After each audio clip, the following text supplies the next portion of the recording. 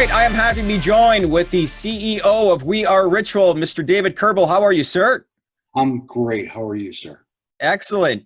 You're based out of Texas. We were just talking off camera. How's life been through this whole COVID pandemic for you, and how are you getting by? Yeah, it's been amazingly different. We're getting by. I'm a Yeah, ritual user. We'll talk about that in a little bit, but that helps an awful lot. yeah, makes sense. So let's talk about We Are Ritual, a functional mushroom and superfood company. So what makes most sense to me is to start with some of the distinctions that may not be obvious to some of my audience. So Ritual makes premium plant-based elixir powders in small batches featuring medical mushrooms and adaptogen herbs. But let's make it clear, these are not psychedelics, and obviously that's a big differentiator from a legislative point of view. So can you explain to me the difference between the two and share what advantages, obviously, this is going to give you as a company moving forward? Sure, I'd be glad to. So just so we're real clear, this is not a ritual is not a psychedelic mushroom whatsoever. Strictly medicinal. It's been the formulas that are based in 2,000-year-old, backed by scientific research, very different from the psychedelic purposes. I Okay. want to make sure there's zero connection whatsoever. They're both mushrooms, but we are medicinal, we are superfoods, and nothing to do with psychedelics. Makes sense. So explain to me like the market potential as to what you guys are focusing on, and I guess what angle that you're going to come in with, and to investors' eyes, why it should grab obviously their attention.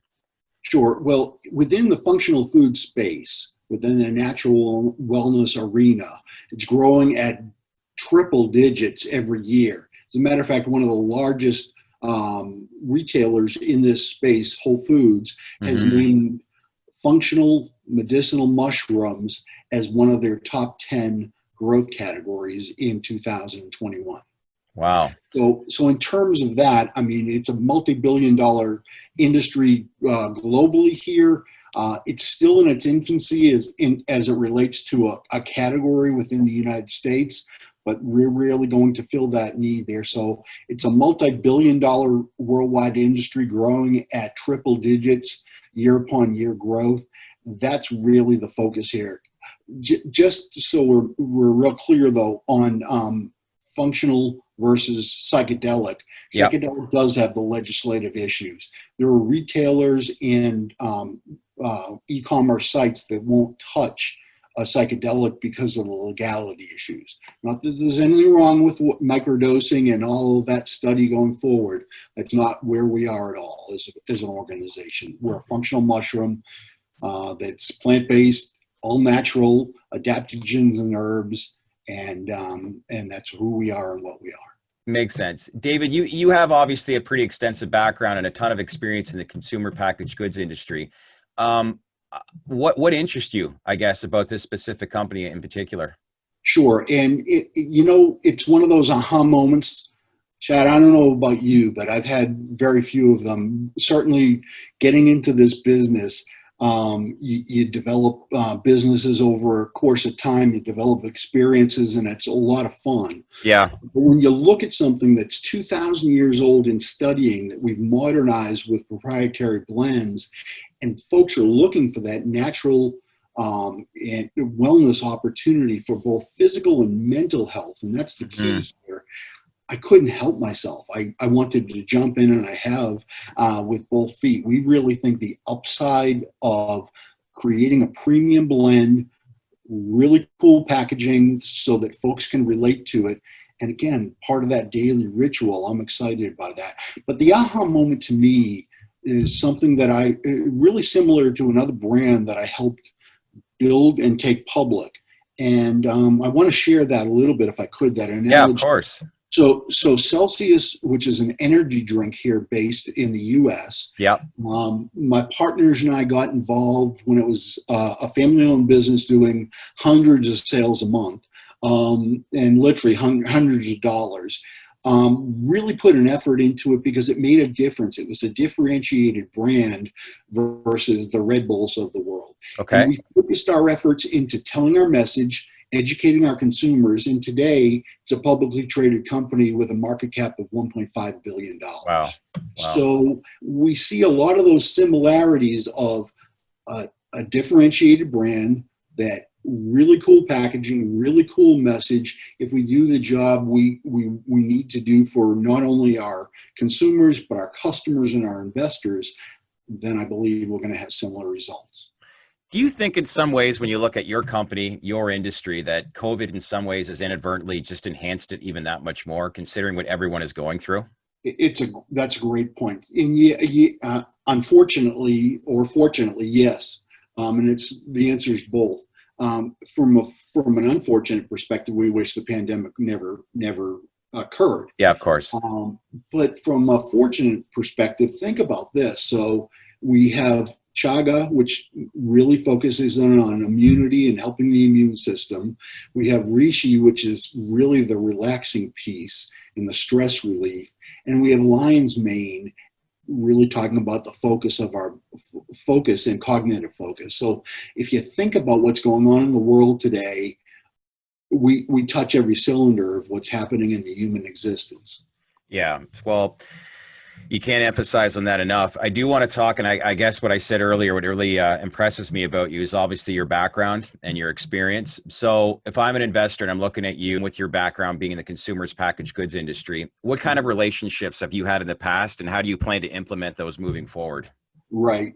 Being in the business 34 years, you tend to learn. So customers and retailers that we've got on our target list were really thoughtfully chosen for a couple of different reasons. Number one, their commitment to the wellness and natural and functional foods business.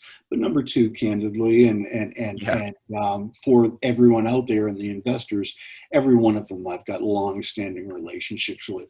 It doesn't guarantee success, doesn't even guarantee distribution. What it does guarantee is there's a trust factor already established between our brand, myself, and the senior management of at least the 15 top customers that we're talking to right now. That's good to know. So if I'm an investor and I want to obviously invest in this company, IPO, has there been talks about it? And if so, what are the plans, I guess, to launch and go public?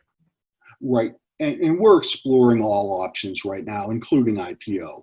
We're looking to move forward with any different and every different option that's out there, public being one of them, but we'll have more of an update in the coming weeks on that. Makes sense. So, getting back and as I continue to go down on the investor line, they'll want to know more about, forecasting profit and what that may look like. I guess when it comes down to the future forecast of Rritual, do you see this company being profitable in the next 6 to 12 months, or will it take longer for the company to enter into profitability? Yeah, good question. And it comes back to, I'll answer it, I promise I will, directly. The answer is we plan to be profitable in 2021. And the reason I state that with such certainty is the team that we've assembled here, or myself with 34 years as a CEO in the CPG business, but also our COO, our commercialization officer.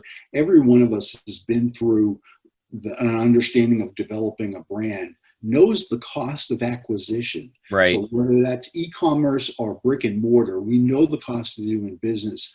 We fully put that into our forecast going forward and know the spend associated with educating that consumer and getting it within an arm's length of their desire. And so I can honestly say and look everyone straight in the eye and say, we're going to be profitable in 2021 because we've planned this out methodically. That's great to know. One of the things that obviously grabbed my attention too with your leadership team is Dr. Michael Hart. So for those that don't know who Michael is, what does he bring on a level of expertise, and why is that such an important acquisition, I guess, for your company? Right. Dr. Hart is a practicing physician in Toronto. Yep. And his real focus is, I want to say, natural relief to situations. So his prescriptions, his clinicians, his patients really understand that there's alternatives to synthetic medicine out there, and really Dr. Hart, from a practice perspective, really preaches that within natural wellness. But the thing that Michael brought to our company here is really that wisdom. And as we were developing these formulations, his guidelines and experience really helped us in developing a good tasting, efficacious product. And he wouldn't be part of this if he didn't believe in it and wasn't part of the development. Well, a lot of things you point out today have obviously grabbed my attention. Obviously, the profitability one is an important one, and obviously some pretty important goals that look to be achieved on the short term. So it's exciting to see what you guys are building, and we look to obviously see more things come along as they develop. So appreciate your time, David, obviously, and let's keep in touch, and we'll speak to you soon again. Thanks a lot.